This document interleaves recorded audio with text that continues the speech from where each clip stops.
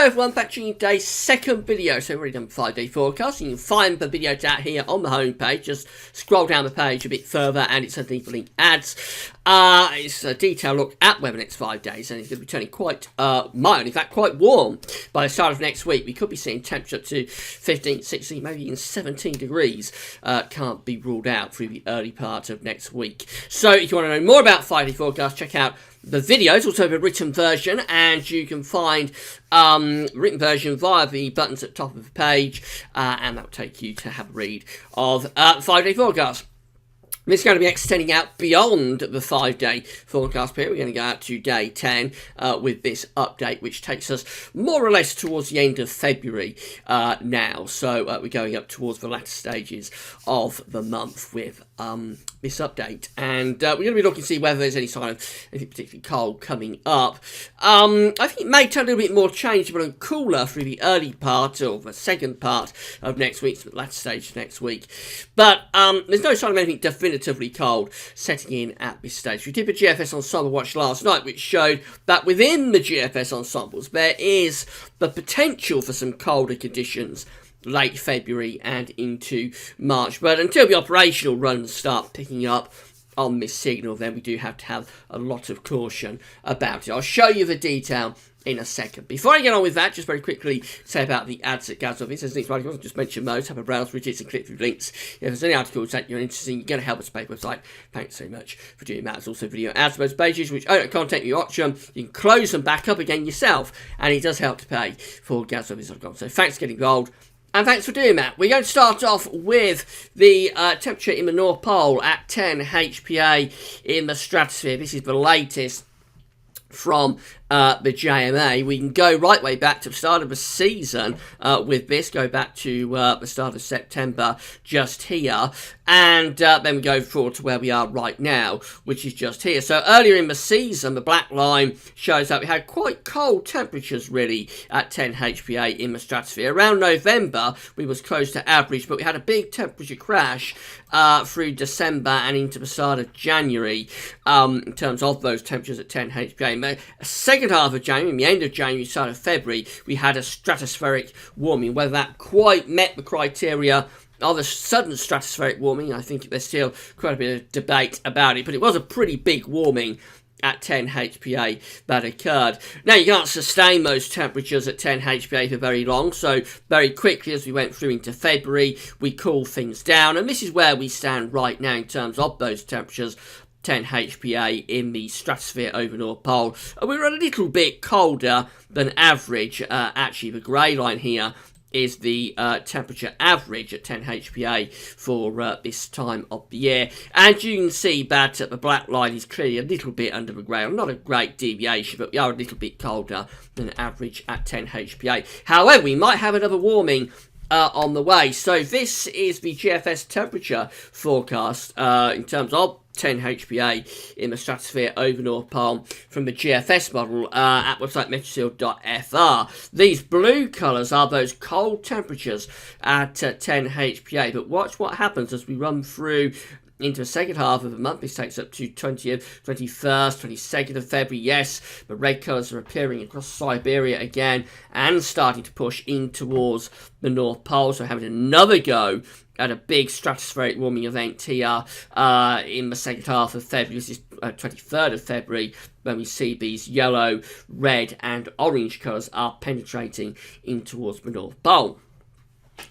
We go into the second half of February and keep it very warm over the top of the North Pole, then at 10 HPA. And this carries us through into the start of March, where we see that, again, temperatures are way above average in terms of 10 HPA over the North Pole. So whether this is going to translate back again into the chance of blocking, I'm not sure. I'm not sure if it had a response in terms of the troposphere from that first stratospheric warming that occurred at the very end of January. Actually, we did get the Scandinavian high, of course, in across Scandinavia during early February. It did give us a period of easterly winds, not that they were particularly severely cold easterly winds, but we did get a period of easterly winds from a Scandinavian high. But I've never really been all that sure that that was, in fact, a response to the stratospheric warming. It could well be that we are still waiting for our tropospheric response to the warming of the stratosphere. Remember, the idea behind this is that we warm the temperature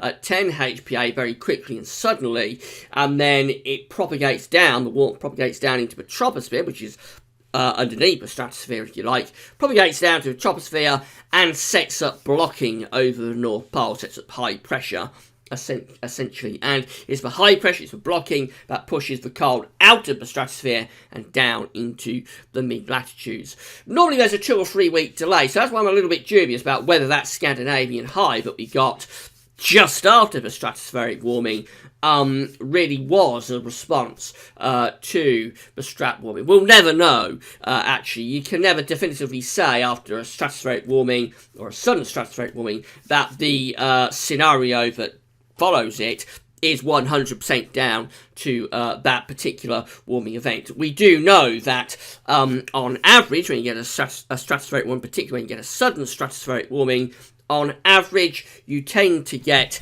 increases in high pressure over the pole and blocking, but for each individual event, you can never definitively pinpoint it down to that stratospheric warming. But it looks like we're going to have another shot at this anyway as we go through into the second half of February, and of course, we'll be keeping you posted on that.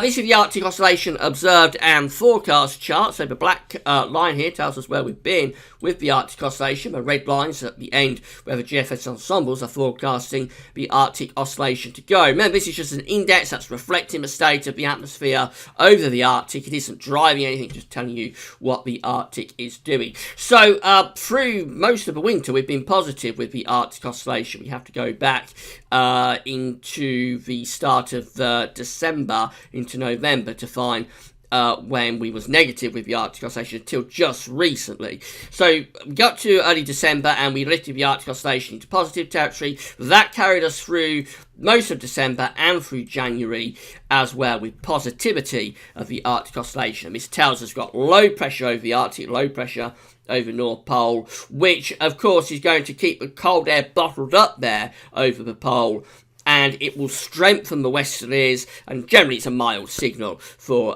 the Atlantic and the western parts of Europe. Now, this is when the sudden stratospheric warming, or this stratospheric warming, occurred at the end of January, just here where we've got this black line there. And you notice that after that, what happened is that the Arctic Oscillation went very quickly negative. So maybe that was a tropospheric response to the stratospheric warming. We will never know for sure, but it's very quickly for that to happen. Because, as I say, normally there is a delay on getting the stratospheric warming between getting a response in the troposphere. So normally it would be 2 or 3 weeks. But you can see that virtually bang on the day that the stratospheric warming occurred, the Arctic Oscillation began trending down. And we have been through quite a period, around 10 days at least, of quite a negative Arctic Oscillation, telling us that we've had high pressure, at least around Scandinavia, probably stretching up towards the pole as well. The forecast, however, is now to lift the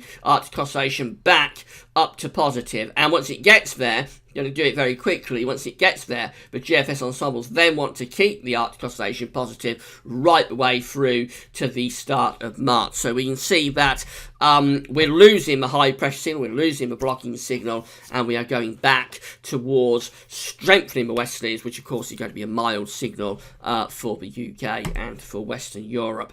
The North Atlantic Oscillation never went negative, interestingly. So again, this is the same idea as the Arctic Oscillation. It's just an index that's telling you what the atmosphere is doing. This time in the North Atlantic, it isn't driving anything. We did go from positive with the North Atlantic Oscillation just there, where the black line is just there, to neutral where it is right now. So we did see a reduction in the North Atlantic Oscillation, but certainly we didn't go negative with the NAO as we did with the Arctic Oscillation. The forecast again is lifting the North Atlantic Oscillation quite strongly positive. So we've got the Arctic Oscillation going positive, got the North Atlantic Oscillation going positive. This is a signal for a mild and Atlantic driven, probably aimed to February or second half to February, most definitely. So the temperatures are going to be lifting up. There's going to be a lot of dry weather around in the immediate future. As we get through later into next week, we might find that the westerlies strengthen and we begin to bring some bands of rain and quite strong winds through as well. So these are the GFS temperature and precipitation ensembles the next 2 weeks. The red line here is the 30-year temperature average in terms of the upper air temperatures. Been looking at these a lot over the recent updates, and they've always been pointing mild. You can see that the trend actually is going from mild, which is where we are right now, to really quite warm up here. We're going very close in terms of these upper air temperatures to 10 Celsius at 850 HPA, and that's the kind of air we'll start to drag in a lot more as we get later into the spring and through into the summer. In fact, in summer, when we get temperatures in the upper atmosphere going up to 10 Celsius at 850 HPA, you'll normally be seeing temperatures in the summer of around 25 degrees, around 77 Fahrenheit. Obviously, it won't get that warm now because it still is, technically anyway, it's still winter, and the oceans are still going to be quite cold. So we're probably going to be lifting temperature up toward the mid-teens Celsius through the early part of next week, which of course is very warm really for the middle part of February. Now after that, the trend is to start to cool things down, although there is a huge amount of scatter here for the second part of the chart. We've got a great deal of scatter indeed. In fact, from the warmest to the coldest members around here, 25th of February, from the warmest members up there to the coldest outlier members down here, we've almost got a 20-degree temperature differential between those warmest and coldest members. So a huge amount of scatter. I think the trend is to cool things down into the end of February. Again, that's this period just here. It is to cool things down from this really quite warm temperature that we have early next week. We find things cooling down. But whether we go cold at the end of February into the start of March, as you can see, that is very, very uncertain. There are certainly some members of the GFS ensembles that are going cold, but equally there are several members that are staying at least mild, and some of them are probably staying quite warm. So it's very uncertain what's happening there for the very end of February into the start of March. For precipitation, lots of dry weather to come over the next 5 days to the next week, this period just here. After that, rainfall spikes possibly coming back, although again, still not with any great conviction. I think it is going to be a drier than average second half of February and a warmer than average second half of February as well. Temperature anomalies display this very clearly. This is from the 15th to 23rd of February, significantly warmer than average, not just for us, but for virtually the whole of Europe as well. So Europe, a couple of weeks ago,